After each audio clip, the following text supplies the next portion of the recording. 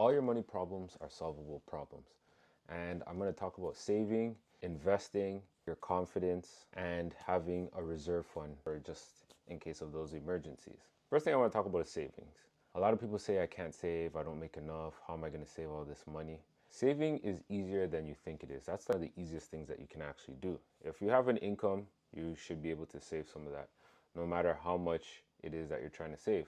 I always thought for years I couldn't save $10,000 until one day scrolling on social media, I seen somebody have like a little chart that tells you how you can save 10,000 or how you can save $1,000 in a year. So I said, let me try to push myself to save $10,000 instead of $1,000.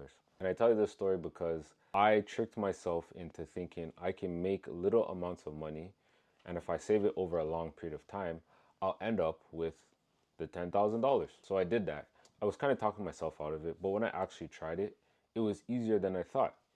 And lo and behold, within the 52 weeks, I saved up $10,000.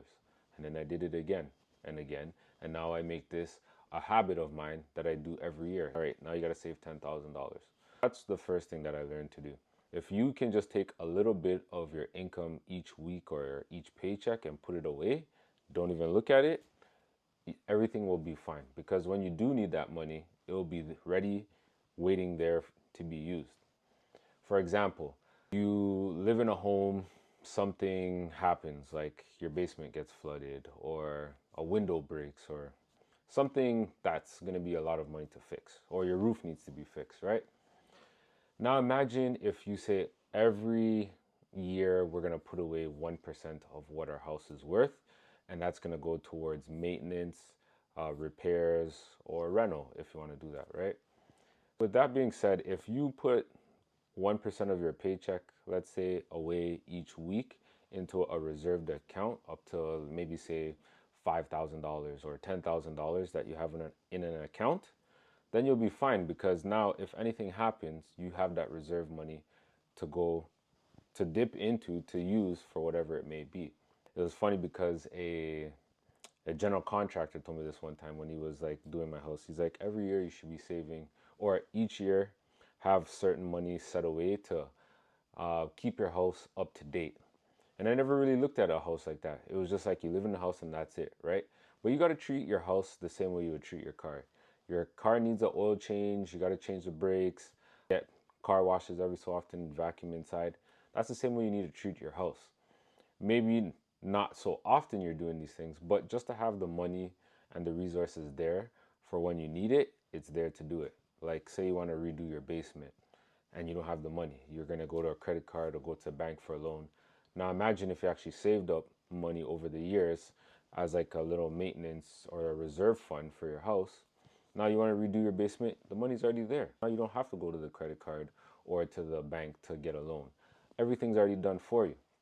That's one way that you can offset yourself from not having to do loans, having that reserve fund for your house. And before I let you know what the last one is, make sure to hit the subscribe button. And I'm Dean, your go-to guy for building wealth. But what I want to talk about, and this is the most important thing that I really want to talk to you about today, is the fear of investing. Many people fear investing for so many different reasons I can't even name. I can maybe name like one, two, but the lack of money, the lack of understanding how things work. And right now we're just going to talk about the stock market. A lot of people fear the stock market and they're just fooling themselves. I heard this acronym where it's false evidence appearing real. You're just putting these ideas in your head that you can't do it.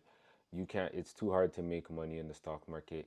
You need a lot of money to start. You're not smart enough, like all these things. But in actuality, you are smart enough to do these things. It doesn't matter how much you start with.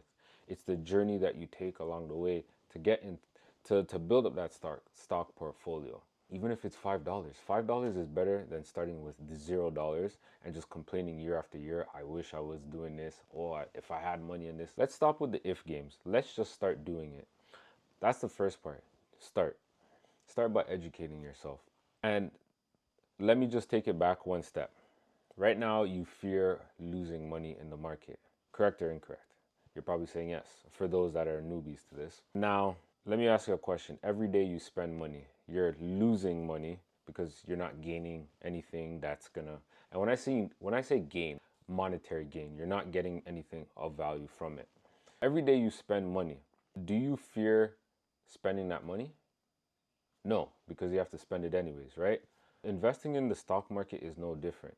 If you spend money every day and you get no return from it, why are you fearing putting money into the market where you could potentially lose or you could potentially win?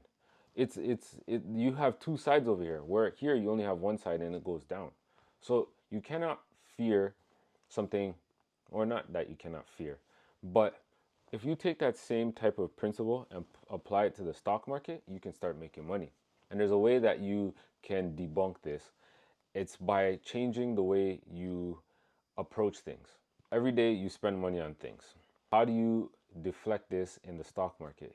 First, you got to educate yourself. With fear, there comes an emotion, and the emotion leads to an action. The action leads to a trigger. The trigger is something back from your past that is just showing itself in its present form. If you can understand what your triggers are, the emotions that come with it, and the actions, you can find a way to combat this. So if you fear losing money, how to combat that is you start by investing in good quality companies. Don't touch penny stock companies, companies that you never heard of, companies that are good quality. And when I say good quality, I don't mean just because they're doing the best in terms of their stock price. Companies that you understand. If you do not understand these companies, these are not companies you want to invest in.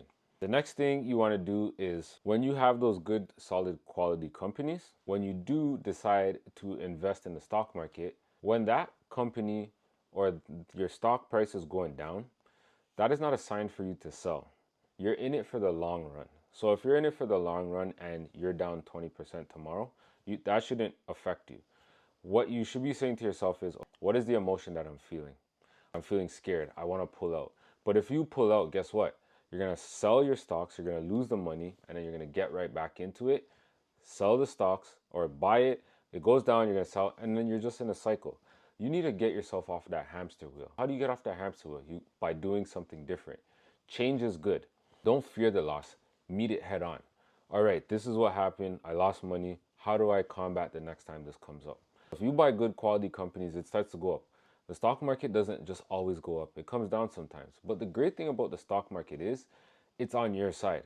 Why? Because if you check history, 76% of the time the stock market goes up. So that means it's less than 30% that the stock market goes down. You have more of a chance of winning if you buy quality companies, because if they go down, now you know what you do? You don't sell. You buy more.